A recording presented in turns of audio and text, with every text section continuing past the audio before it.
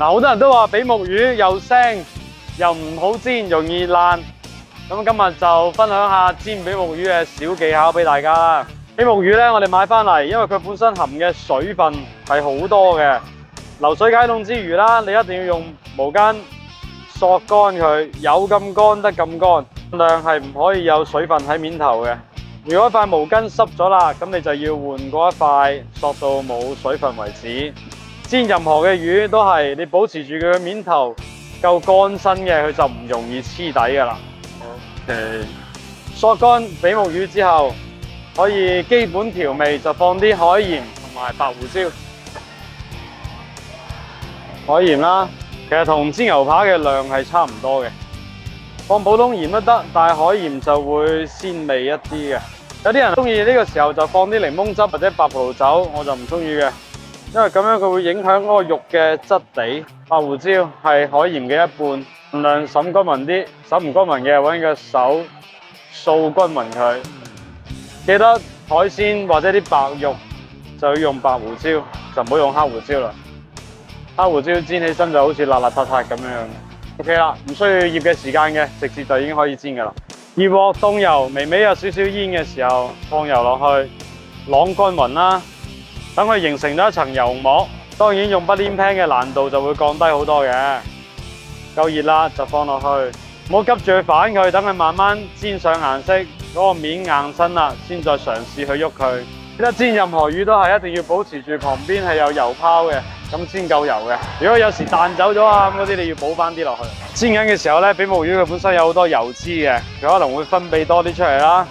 咁你覺得有多嘅話，可以倒一倒，避一避走啲，留翻少少油。一路要慢火煎，唔好心急，要有啲油泡咁樣冒住就 OK 啦。心急就煎唔靚噶啦。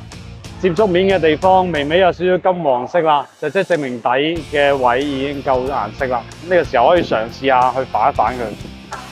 嗱，一個靚嘅不粘 pan 咧，咁佢煎到夠顏色嘅時候喐，佢基本上都會散噶啦。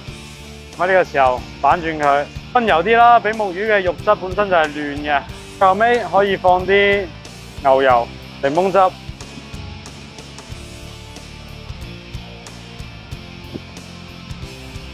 蒜蓉，呢個時候就擰細少少個火啦，唔好太大火，等佢出一出啲味，將呢啲油好似煎牛扒咁樣淋翻上面，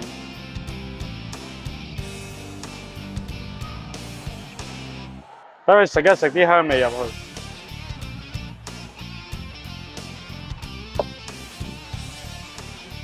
冇溫度啦，咁就要放翻低啦，因為呢個電磁爐嚟嘅。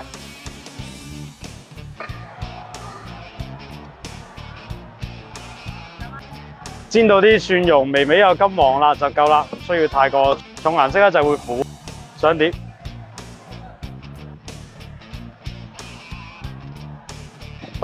呢度剩翻啲油嘅咩？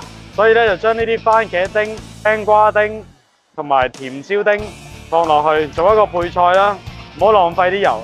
係細火撩一撩佢，又係俾啲咁多檸檬汁解一解膩嘅調味，一啲鹽，一啲胡椒粉。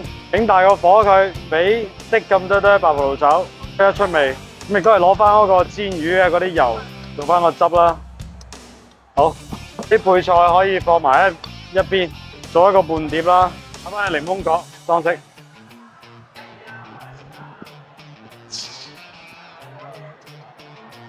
嗱，呢個比目魚就教咗俾大家啦，我幫大家試一試味道先吓。咁再可以食嘅。比目魚嘅味咧一啲都唔腥嘅，因為你加咗檸檬汁落去啊嘛，咁所以咧就會係好嫩滑嘅口感咯，外邊會香，入邊係嫩滑嘅，食得翻屋企試下。好啦，下次視頻見啦，拜拜。